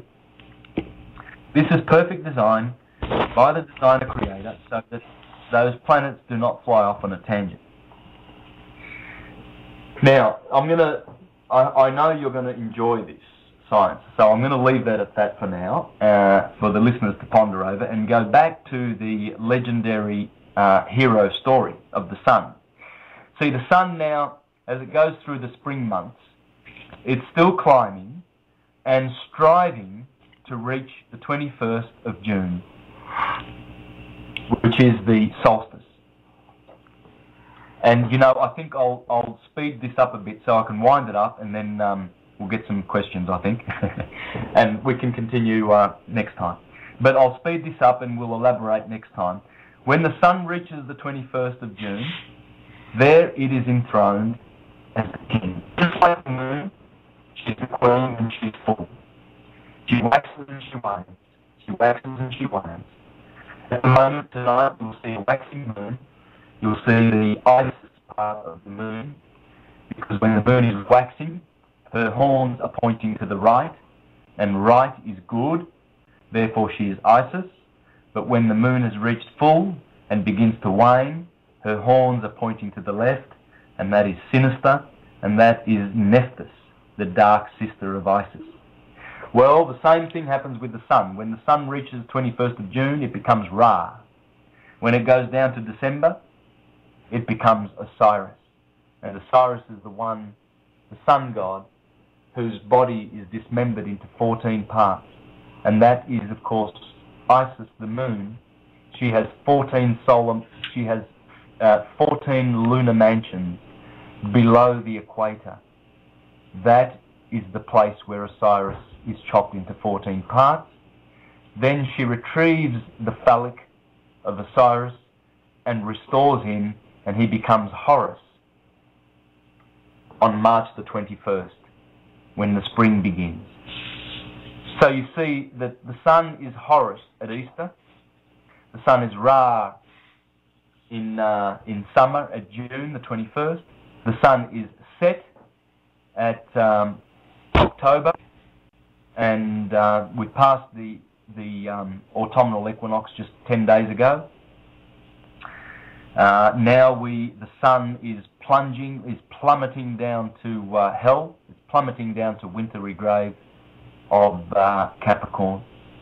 And this, Curtis, this is the story of all stories. Hercules does this, King Arthur, Lancelot, Guinevere, they're all here. All the characters are there, and I'm going to show you these as I go. So perhaps I can take some questions. Is that a good idea? Oh, yes, absolutely. As we wind down, we're going to wind down with a question or two. Bravo, my friend. Bravo. Oh, I'm going to be in your ear in 24 hours. You know, in 48 hours, 24 hours or more to set up your next appearance, my friend. Oh, believe me, this is awesome. This is truly awesome.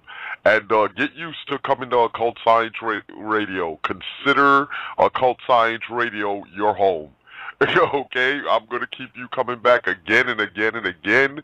And family, if you want to see more of Brother Santos's work, his work is featured on the Occult Network in the featured presentation section under Know Thyself and the Holy Science.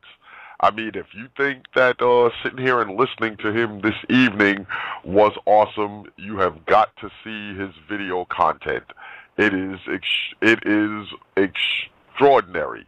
But we're going to start off with a question from the chat room, Santos. This question is, do you see us going back to the original 13-moon calendar? No. No, because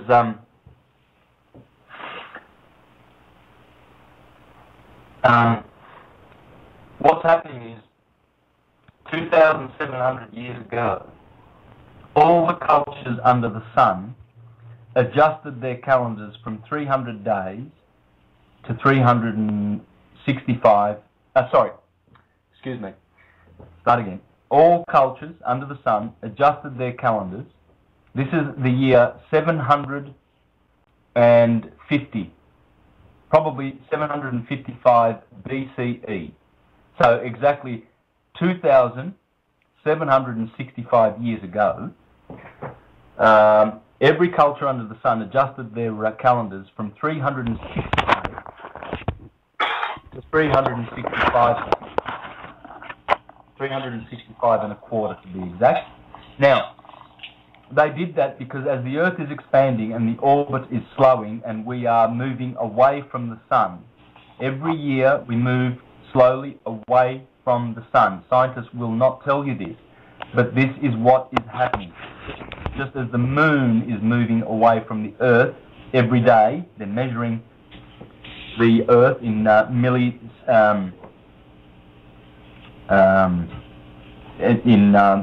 very, very small micro measurements, but the Moon is moving away, so is the Earth moving away from the Sun.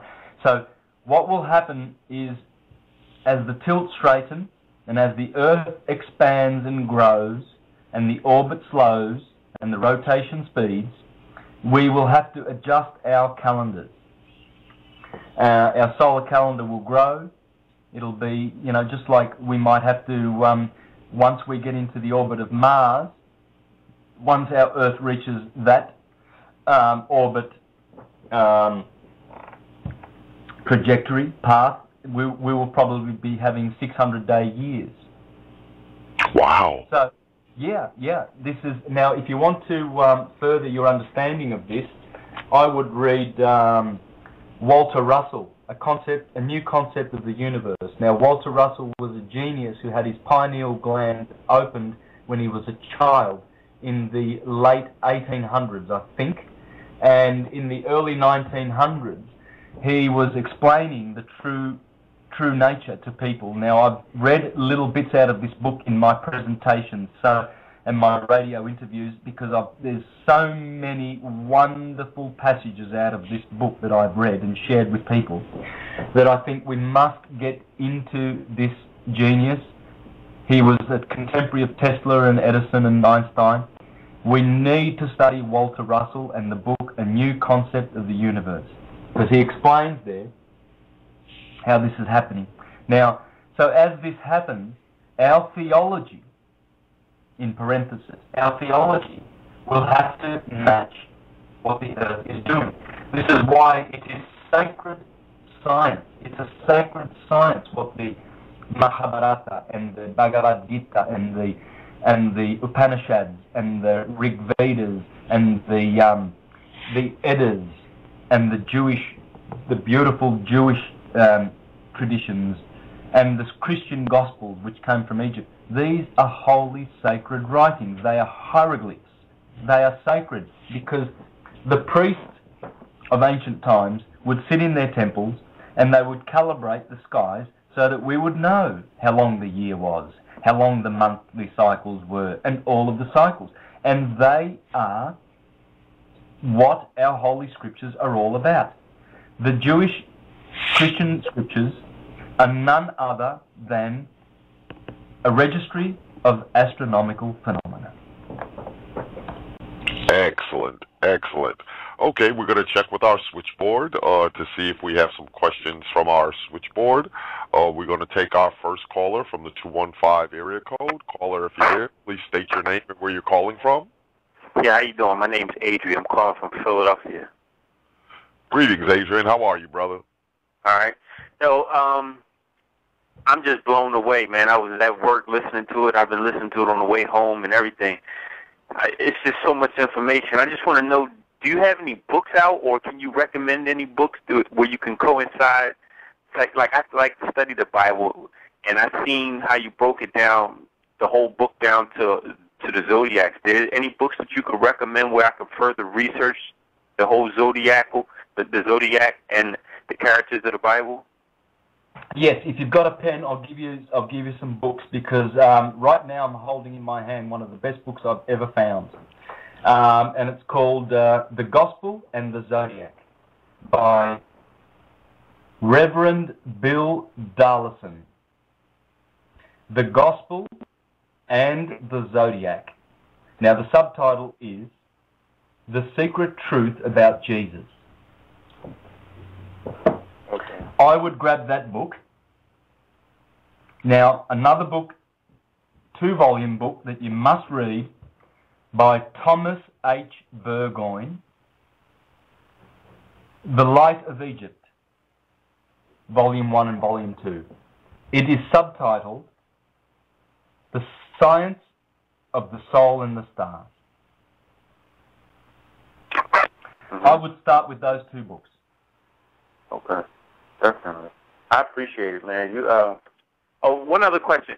And as far as Kabbalah goes, and I know the 10 ciphers, are the zodiacs connected to the 10 ciphers too? Yes, they are. Yes. Okay. I'm currently reading a work by Papus, the French astrologer who worked with Thomas H. Burgoyne. They were friends, and Papus is teaching Kabbalah, and I'm going to do a presentation on Kabbalah soon, so to show the connections. But I'm also doing a presentation on the 6th of November about astrology. I touch on astrology in all of my presentations, but this one will be devoted purely and solely to astrology, so that one can be a master of astrology by understanding this science. One will be an astrologer. He will know how to read his chart, the charts of his friends. He will know how to heal himself in a 3.5 or 4 hour presentation on astrology. So look out for that in mid-November. Okay. That will be my next product. I appreciate it.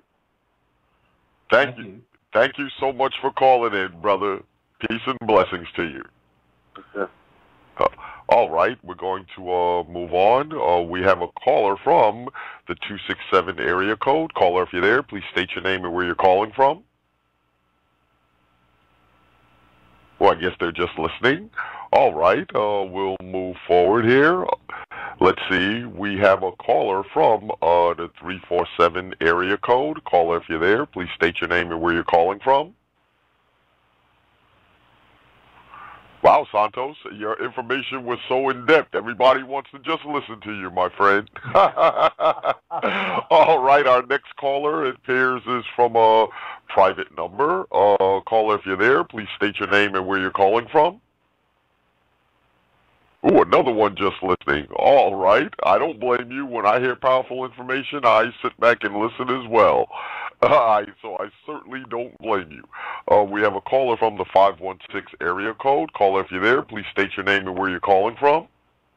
Jay from New York. Repeat your name, please. Jay from New York. Peace, Jay. How are you, brother? I'm good. I was just wondering, with all this information, how can we use it in our day-to-day lives? Yes, okay. Well, good question. And I'm going to read from the genius that I was quoting before, Walter Russell. I'm going to read a passage out of his book so that we can understand what the real benefit of this science is, because it does have great benefits. You see, if we understand the cycles that we live in, well, we will understand all things because we are locked into cycles. We cannot escape day and night. Mm-hmm. We cannot escape winter and summer. We cannot escape the precessional wheel of 24 to 26,000 years, which determines what condition we will be enjoying on the earth, whether golden, silver, bronze, or iron. And unfortunately, we've just come out of the Iron Age, and we've come out of the very, very, very thickest of the ages. We have been killing each other and murdering each other and brutalizing each other. We are so divided. There's, you know, even within certain denominations of churches, there's subdivisions. There's, the Baptist Church of down the road, 1987. There's the Baptist Church from up the road, 1984, and they hate each other. They call each other heretics. So when you understand that it's just nature, it's not that there's that we're evil and that we've sinned and that we've fallen and we've got to go to God like dogs and beg for forgiveness and that we're no good and His undeserved grace will save us, but we don't deserve it. we begin to understand that the cycles are what it's all about. Why do you wake up some mornings grumpy and other mornings you're just happy? Yeah. Why do you have bad months of the year? Every year, for some reason, August comes along or December comes along and it ruins your year. There's something about that month or that season. Why do you have deja vu when at certain periods of the day? Here's another thing that you can learn. See, knowing thyself through the stars will teach you this. You'll know, for instance, why you're woken up grumpy. It might be because of the moon. If you start noticing the moon's habits, the moon stays in a sign for 2.5 days. She's fleet of foot. She hops in. At the moment, I think she's in Scorpio. Last night I saw Isis in Scorpio and Sagittarius, so she's right in the middle of the Milky Way galaxy right now. But tonight she'll be in Capricorn. She'll be in Sagittarius because she progresses 13 degrees every day. So the moon progresses 13 degrees every day. So 2 days would be 26 degrees, and 30 degrees is a sign of the zodiac. So you see, she spends 2 lots of 13 degrees in any particular sign. Now, if you know your birth chart and you find that your birth chart is afflicted, your moon sign is afflicted, well, when the moon goes through that sign, you rest assured, you can bet your bottom dollar that it's affecting you. Mm-hmm. And guess what? You're just watching TV and going to the footy and driving and going to work, and you're not paying attention to any of these things. And you're driving home from work one day and you're cussing and swearing at everybody that's, in your way. And you think, wait a minute, man. Yesterday I was like singing with, Elvis Presley. He was singing one of his hits, and I was rejoicing. Why am I so miserable today? What happened? Rest assured, please, that it's the planets. It is the orbs in the sky. Now, how it works is this. The sun sends direct white light to us at different angles, 12 different angles during the day. The planets are also reflecting that light. So these electrons and protons are shooting through us. Some of them are electric, some of them magnetic. And they change their angles all day long. And some of those energies interact better with the heart, some with the mind, some with your speech, some with your eyesight, some with your blood. It is always changing. Now, I'm a musician, and I know that if you've got a 32 spectrum equalizer, bandwidth equalizer, and you set up your EQ before you do a gig, rest assured when the crowd comes in and fills that hall, you're going to have to EQ it again, because all the dynamics have changed. So you're walking around from day to day, the dynamics upstairs are changing, and you've got no idea how it's affecting you. And yet it is. But not only that, not only daily and yearly is it affecting you, it's affecting your spirituality. And it's also telling you when you should take opportunities to do certain things, to travel, or to take risks, or to make decisions. When the bad energy is out of your sign, you need to, when all these frequencies that are coming down are actually vibrating your body so properly that you're in the best position, the best sane and relaxed position to make decisions or go for a holiday or do things. Astrology is that science. It will tell you these things. And so day to day you are blessed by knowing it. I see. We'll see. There's a lot more to say. Unfortunately, that's just a 5-minute answer, but there's a lot more to say. This is the only hope for mankind to go forward. This is the science that has been persecuted more than any other science in history. More heretics have died on the cross of Christianity's inquisitions than and teaching this than for any other reason. This is what they were teaching. The true science of as above, so below. This is the true wisdom. This is how you get to know God and to go back to source. It's through this channel, through the stars. And astrology is the direct mother of all sciences. They all bow down to her. This is why the theocratic types have banned her. They've banned this science and said, woe unto you if you study this science. You'll be cursed unto the devil. Well, that's their pathetic myth and lie, and for which it will bite them on the bum and it will punish them. And they will be the ones on that day who say, Jesus Christ, Lord, did we not do works in your name and powerful miracles and works, etc.? And I will say unto them, get away from me, you workers of lawlessness. Now he's talking about the people who practice belief in him, in the historical version. Because, well, why would anyone say, oh, Jesus, I did this for you, I did this, if they knew that Jesus was within? They wouldn't be talking to a Jesus without. That's right. Therefore, it must be historical, and it must be the illusion and the delusion and the lie. It is the lie. Anyway, this is what Walter Russell said. He said, by thus removing time as a reality in nature, and by learning to think cyclically in the orderly rhythmic simplicity which nature applies to all creating things, one will be greatly aided in his endeavour to see the universe as a whole. So by removing the reality, time as a reality in nature, so we take time out of the equation, okay? Step aside time. Step aside, because Rome wants us to believe in it. They want us to slave for time. You know, go to work, clock on at 7 o'clock. Yeah, because if you break down time, time is time me. And it's like it's tying you to something. Yeah.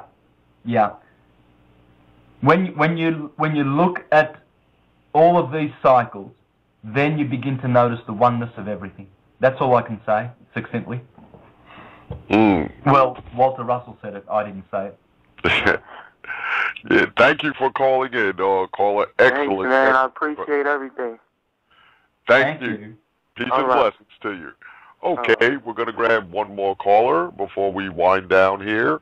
Let's see, we have a caller from the 215 area code. Caller, if you're there, please state your name and where you're calling from. Yeah, how you doing? You clicked on me early. I had another question, man. I'm just so blown away, if you don't mind. Okay, not a problem. Go ahead, brother. As far as mythology go, is there any books that you could recommend where it can break the mythology names down, like, you know, like how Zeus may be this or something, maybe that, like one of them may be matter or air, so you can have a better understanding of the mythology and everything that you taught tonight? Yes, but I do have a list of 80 books which are available if you contact me, because I'm not sure whether my web guy has put it on the website yet. It may be on the website, but I have a list of 80 books. And I can point you to the best ones to read. But look, I think if you want to decipher who the characters in the Bible are, this guy, he deciphers those, and he also deciphers the Grecian mythological types too. He actually it's like a stew, if you like. He deciphers all of them. The best of the very, very best book you can ever read is by the Reverend Robert Taylor, 1830. He went to jail twice for teaching this. His book, you can get it on Amazon. It's called The Devil's Pulpit. Now, I recommend to everybody to read it. It does heavily focus on the Christian scriptures, but it's an eye-opener. It's an eye-opener. The Devil's Pulpit. Yeah. Yeah, Pulpit. Oh, yeah. T-U-L. T-U-L. Yeah, T-U-L, yeah, P-I-T. Okay. All right. I appreciate it. Thank you so much. And with that, as we wind down, Brother Santos, once again, thank you so much. But before we go, I just want to let everybody know that if you want to further get into Brother Santos's great work, number one, you go to the the occultnetwork.com and look in the featured presentation section. And there you will see his tremendous video content where you can actually see him point all of this out on screen. Okay, and I mean, just sitting here listening to him is awesome, but to see his presentations along with his graphs, it is just absolutely mind-blowing. You can also find his website at universaltruthschool.com. But take some time, Brother Santos, to let everybody know how they can reach you and what you have coming up and any other information that you may want to share with the family. Well, I think you've said it, and I thank you for that. Just to go, I encourage one and all, please, to visit my YouTube site. It's free, and everything I've ever done is published free. Now,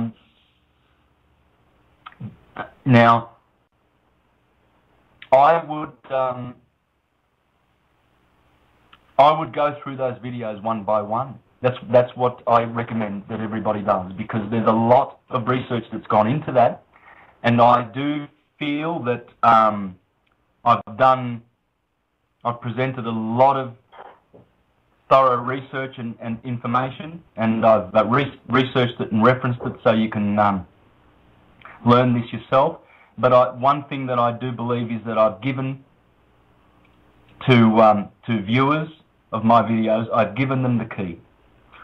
That's the most important thing that I can share with people, the key. The key, in other words, you will learn how to fish. You won't be getting fish. You will be the fisherman. You will know this science. It's yours forever. All you have to do is watch my 9 videos. Just go through them, perhaps twice if you can, if you have the time, and away you go. You're flying. You've got all the resources you need. You will continue to have direct knowledge from that point. You will not live in the land of opinion and belief and faith. You will live in the land of knowingness. And that is the only place that you can enjoy bliss. Because in that place, you're one with everything. And there won't be division like we see in the world around. So please, I encourage you to just check out those videos. And I've also got other astrotheologists in my playlist. I have Sar, I have Gordon Maxwell and Michael Sarian, and a lot of the ones that we already know. And I love their work, but I do recommend, please watch mine first, because what they haven't done is they haven't provided the key, and the key is the cycles of nature as I have explained them.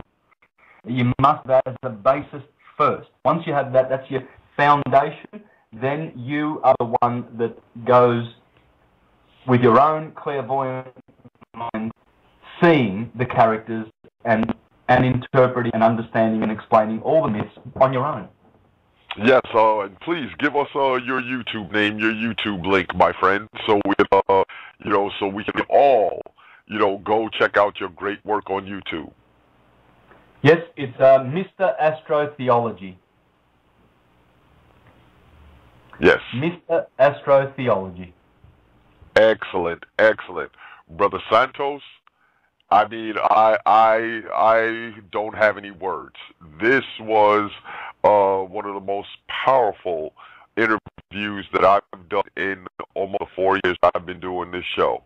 And like I said, I'm going to be in your ear within 48 hours or less to set up your next appearance. It was a pleasure, my friend. And coming from myself as well as the family, we're looking forward to your next appearance. Thank you so much, my friend, for taking time out of your busy schedule to be here with us this evening on Occult Science Radio. Can't wait to bring you back a second time, buddy. Peace and blessings to you. Thank you so much. Thank you, Curtis, and rest assured that I will always make myself available for this radio network, because this is what I am teaching. I am teaching occult science. It's hidden, and it must not be hidden anymore. Thank you so much, and feel free to spread the word about Occult Science Radio as well as the Occult Network, my friend. Thank you. Thank you. Rest well, my friend. Peace and blessings to you. Have a wonderful evening. Yep. You too, my brother. Hear from you tomorrow. Most definitely. Thank you so much.